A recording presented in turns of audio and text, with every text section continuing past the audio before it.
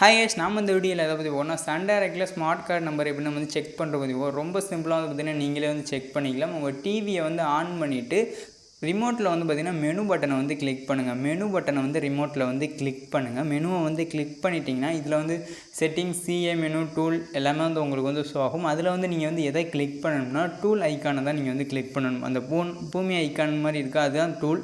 கீழே வந்து டூல்னு எழுதியிருக்கும். டூலில் வந்து பார்த்திங்கன்னா ஹெல்ப் இன்ஃபர்மேஷனுக்கு வந்து பார்த்திங்கன்னா நீங்கள் வந்து ஓகே கிளிக் பண்ணால் போதும்.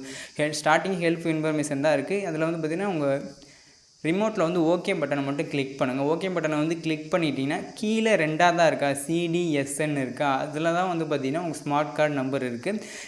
நம்மளுக்கு வந்து ஸ்மார்ட் கார்டு நம்பர் வந்து பார்த்திங்கன்னா 70 44 54 32 52 10 நம்பர் வந்துருச்சு. ஸ்மார்ட் கார்டு நம்பர் வந்து மொத்தம் 11 நம்பர்.